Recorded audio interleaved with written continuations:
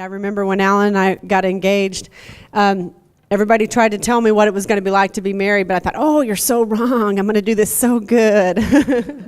Oh, what I didn't know. Oh, what I didn't know. But I was so much in love at 18. So much in love. Nothing was going to defeat that love. Nothing. So I brought you up here mainly to tell them. I have my About how wonderful you are? That's what you told me last night. I just want you to know this is totally unscripted. So it's probably going to be totally different than it was last night. So completely. Yeah, I brought you up here to tell them that whenever, we had arguments, that I was always right. So Yeah, he was always right. Always right. It's funny. I remember it's funny when you look back over your married life. For those of you that are newly married or going to be married, you don't really can understand this. But for those of us that have been married for a while, you learn that you realize that you fight differently the older you get. And when you're young, it's just, it's all about your opinion and everything. When you get older, it's just like, oh, let's just go get some ice cream, let's not even bother that. Let's just go get some ice cream.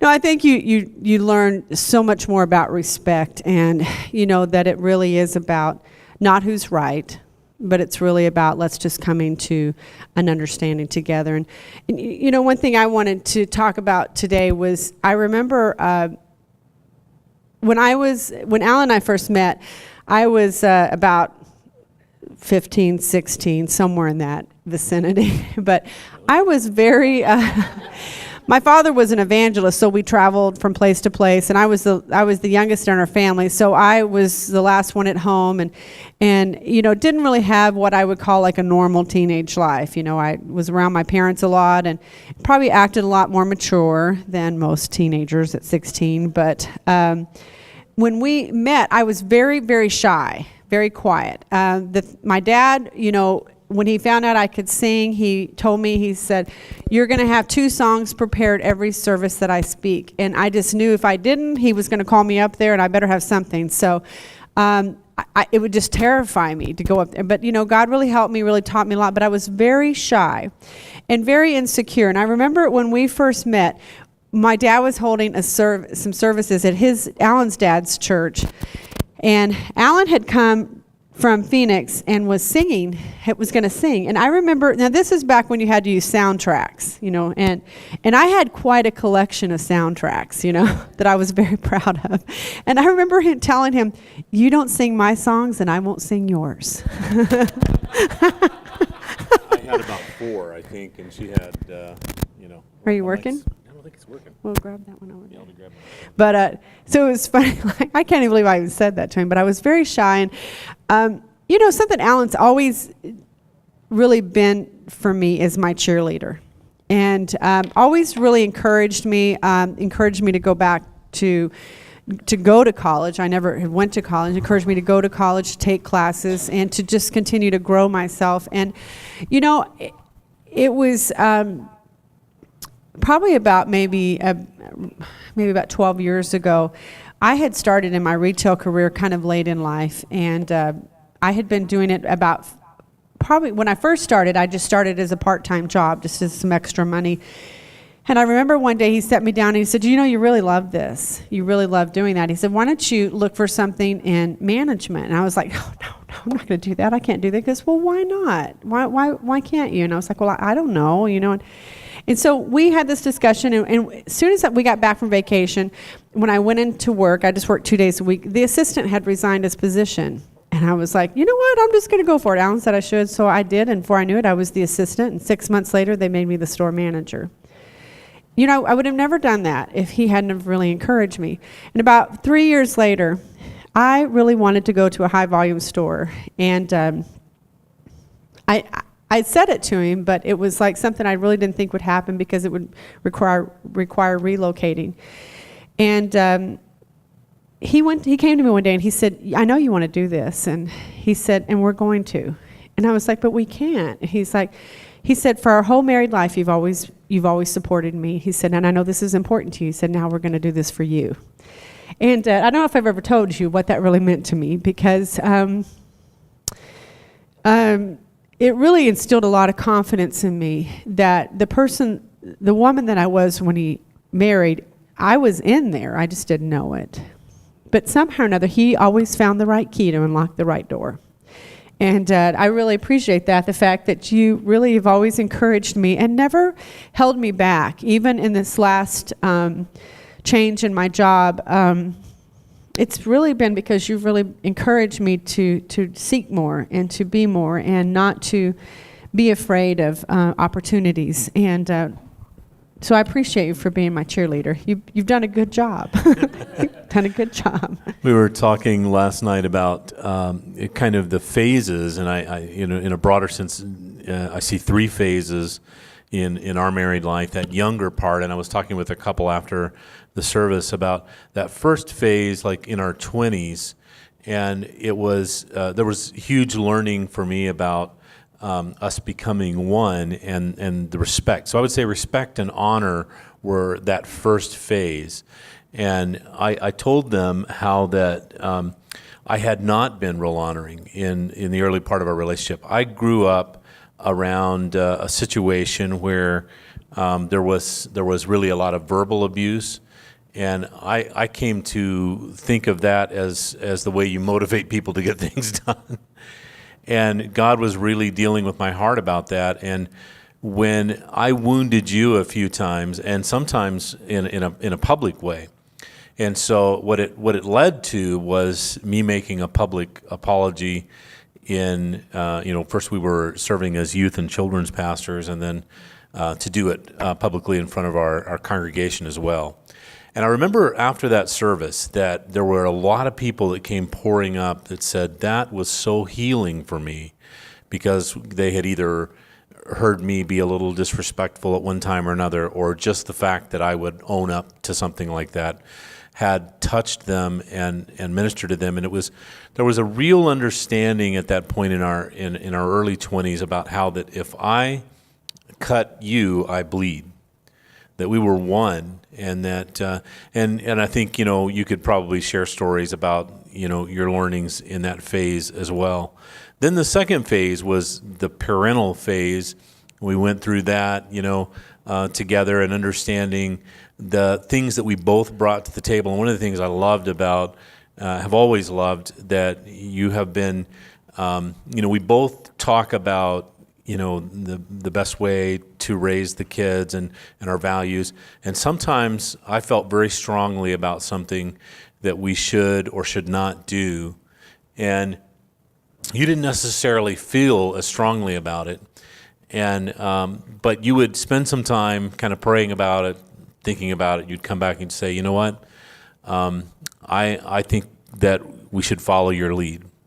You're the lead of the household. I think we should go down the pathway that you're leading. And it was so honoring to me. And I was talking to this couple last night about that first phase too, and of course going over into the second phase when you really began to honor me and lift me up. And I would hear you talking about me, and I was thinking you were talking about someone else, and in another room, it's like, that's me? She's talking about me? And how that helps, because men get really beat up. They get really beat up in their jobs and workplaces and in surroundings and things like that. And fighting for a sense of self-worth and value outside even of our vocations. Who are we? And when your wife is talking to people and telling them who you are, a person of honor, a person of integrity, it is so valuable, and it helps you get through whatever you're going through. And then the last phase that we're kind of in right now, we're kind of empty nesting, and each of these phases of marriage are enriching, and the friendship has gotten stronger and better. And I can honestly say that, I love you more today than I did when we first said I do. I know you better. And, it is, I just can't even imagine, us not being together, what life would look like that. And so to encourage those of you who are young in the relationship or going into marriage, that there is so much to look forward to. Every phase of it is fantastic and deepening. And It's hard. It's hard. It's hard. Very hard. and we did. You may want to talk a little bit about the challenges. We didn't go into details last night. We talked about a couple of instances that really there were attacks against our marriage that God helped us withstand. I'll just briefly just kind of share really quickly about probably one that hit us about maybe 8 years into our marriage. And, it was really something that, for me, I really thought that I had the fairy tale and that, I had my Prince Charming and that, things were a little rocky and, the carriage, got a few flat tires along the way, but it really wasn't that bad. And I remember when this really happened to us, it really kind of sideswiped us. And it was in a season in our life that there wasn't a lot of, I think purposely God had it in a place where we really couldn't turn to anyone but Him. And I know I was sharing last night, and I want to share this just tonight, because this morning again, just because I feel like it was something in my life that really, at that point, I just said, this is it. And I remember it was just such a place where I couldn't, there was no one I could go talk to, and there was no one that was available right then to me. And I remember one night I was sitting in Alan's office, and it was really, probably early in the morning, really late at night, and I told God, I said, you have got to tell me something. I've got to know that this is going to be okay. And I've never done this since then, but I had never done it before. I'd never done it since, but I just opened the Bible and I put my finger right on a verse and I said, God, you have got to tell me something right now. And I turned and I had my finger on the verse where Jesus is talking about when a woman is in childbirth, how that she's going through so much pain and turmoil, but yet when that child is born, she doesn't think about the pain any longer. She just rejoices over the child that is born. And I just remember looking up at God that night and saying, okay, this is it. This is your promise to me, that the pain that I'm feeling right now in my life, that there's going to come a point that I'm not going to think about this pain anymore. I'm just going to think about the result that's come from this. And I'm going to hold on to that. And I would like to tell you that a month from then, it was all joy and happiness. 6 months from then, it was right at about a year. And we just didn't give up. We kept fighting. At that point, it was, this is it. There is no other option for us.